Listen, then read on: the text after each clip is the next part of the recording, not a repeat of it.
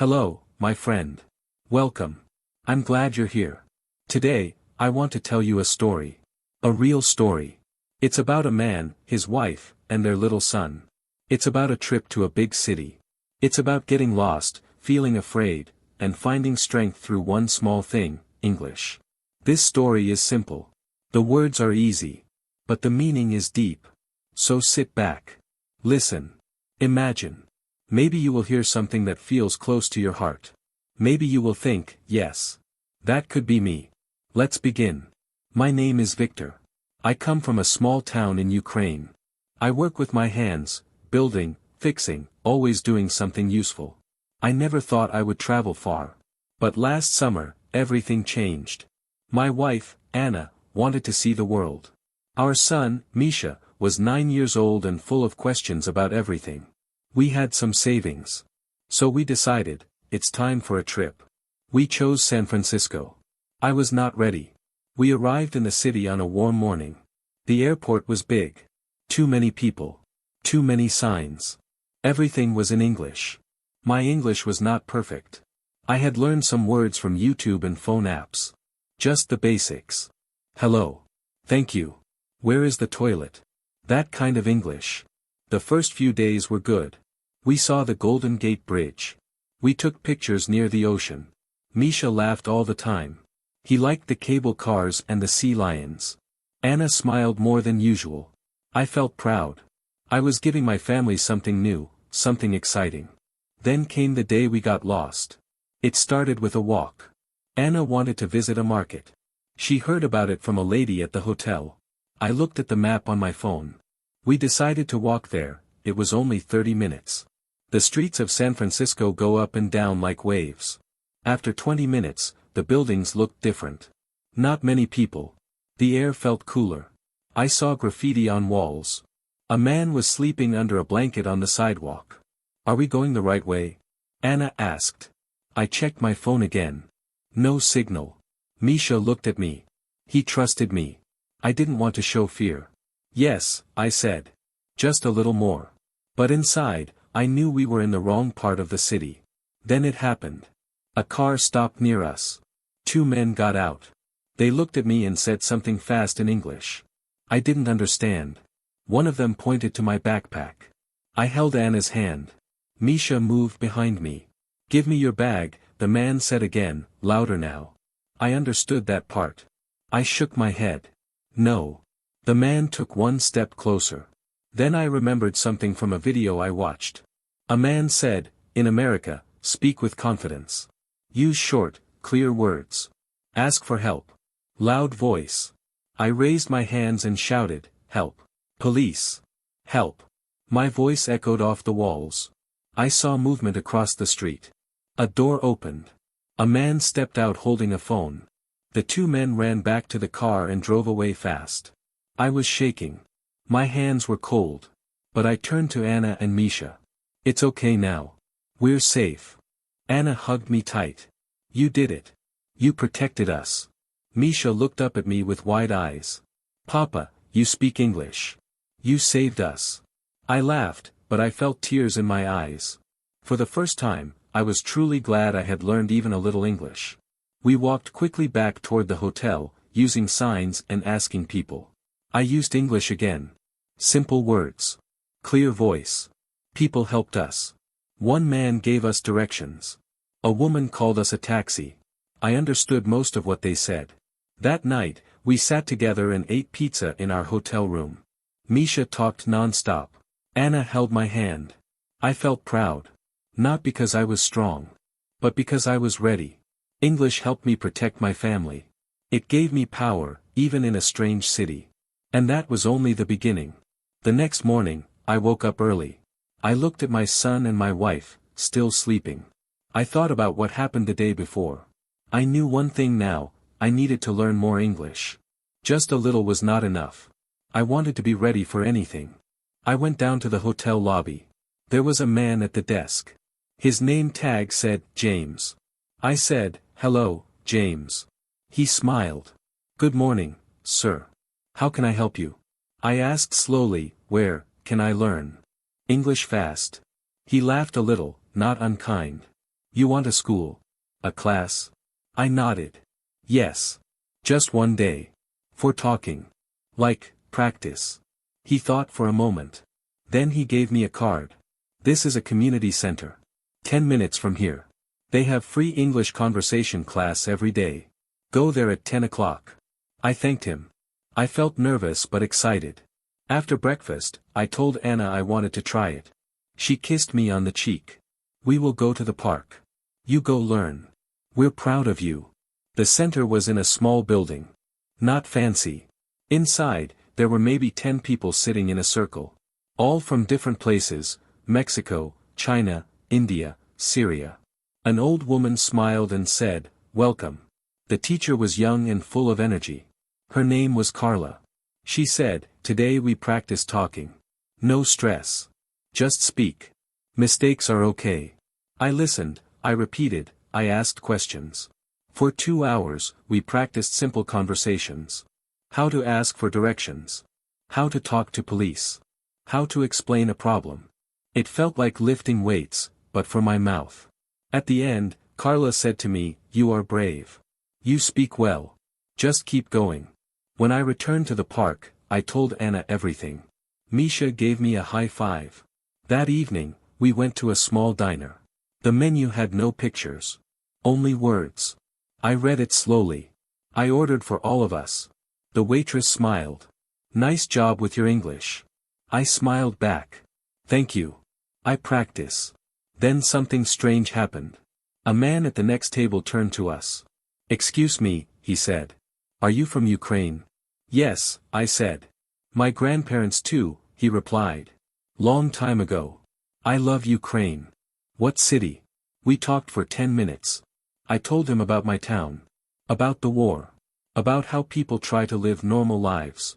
He listened. Then he said, "My company needs strong, smart people like you. If you ever think about moving to California, here's my card." I took the card. My hands shook again, but this time it was not fear. It was surprise. That night, I could not sleep. So much had changed in 2 days. I was still me, Victor the Builder. But now, I was something more. A man who can speak English. A man who can protect his family. A man who maybe, just maybe, has a future in this new country. The next day, we planned to visit Alcatraz Island. Misha was excited. He had seen pictures online and wanted to explore the old prison. We bought tickets early in the morning and walked to the pier. The sky was gray. A little wind. Anna held her scarf tightly. Misha ran ahead and pointed at the boats. We got on the ferry. It was full of tourists. People took photos, talked in many languages. I stood near the edge and watched the city grow smaller behind us. Misha came to my side. "Papa, is this like a pirate boat?" I laughed. "No, but maybe a little." At Alcatraz, we took a tour. The prison was cold, dark, and quiet. Misha asked 1,000 questions. Anna listened to the guide with a headset. I listened too, trying to catch words. Then something unexpected happened again. While we walked down a hallway, an old man near us slipped. He fell hard. His wife screamed. People moved back. The man didn't move. I rushed forward. "Sir. Are you okay?" His eyes were open, but he looked dizzy.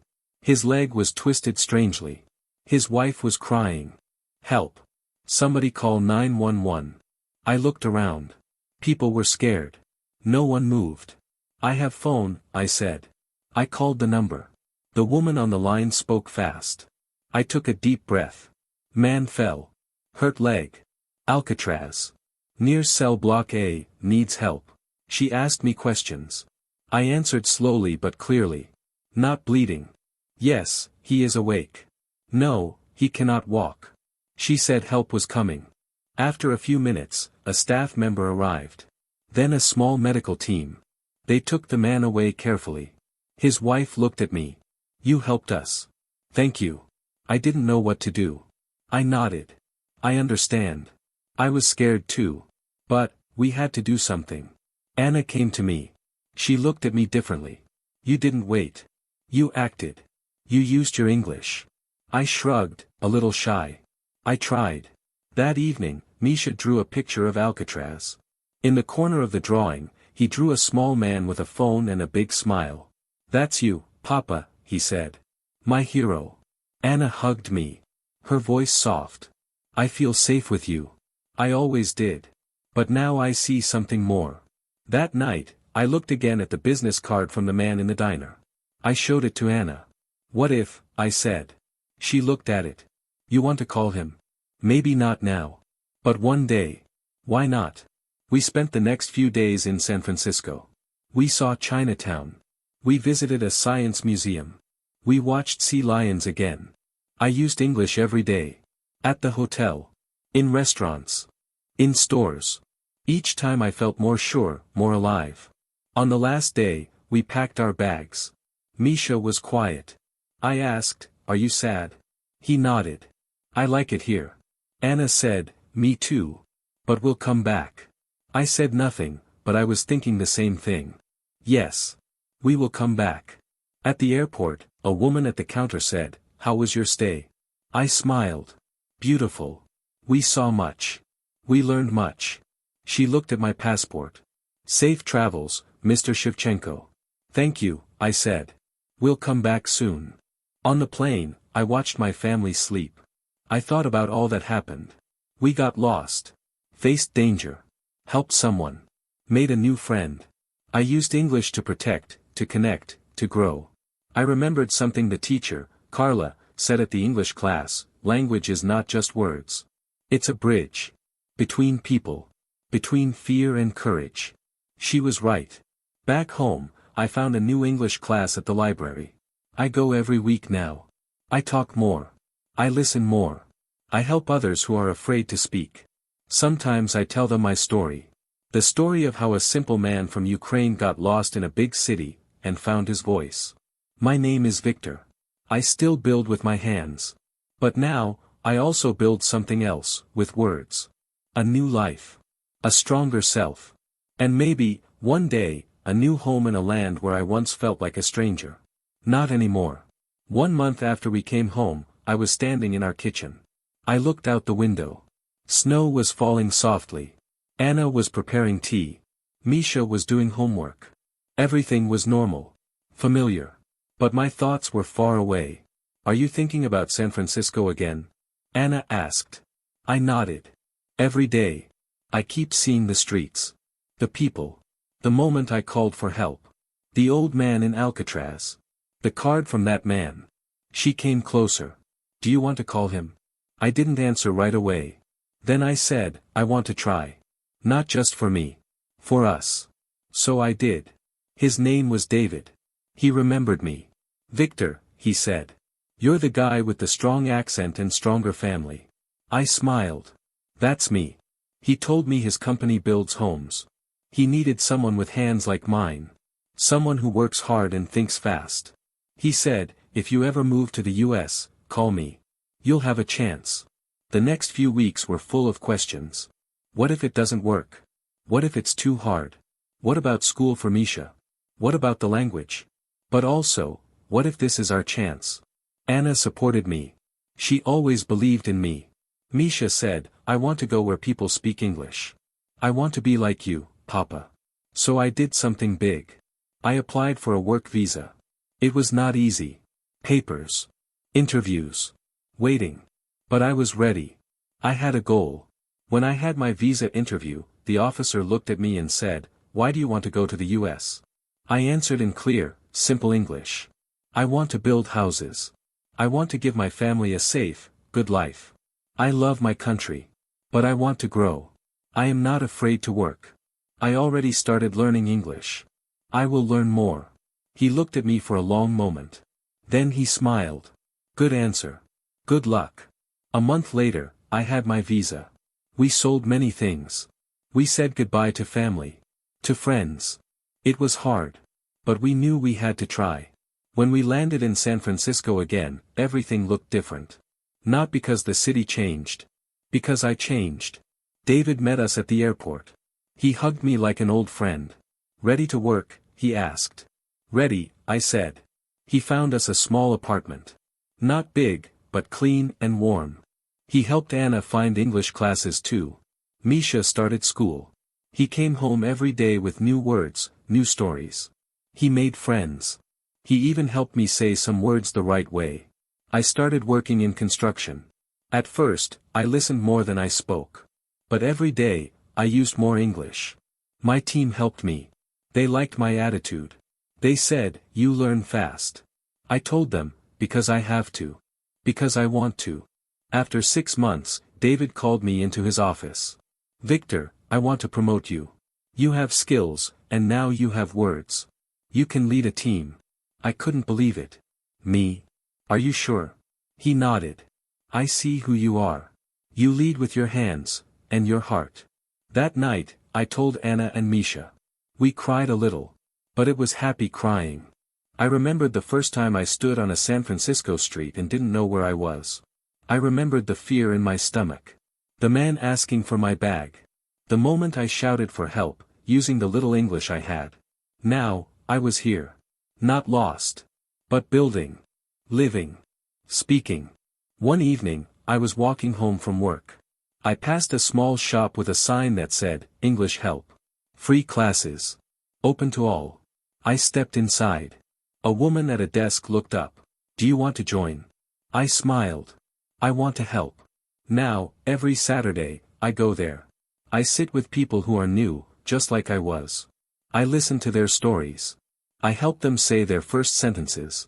Sometimes they ask, "Is it really possible to learn? To live here?" I smile and say, "Yes. If I can do it, so can you." Because it's true. Learning English didn't just help me survive. It helped me become myself.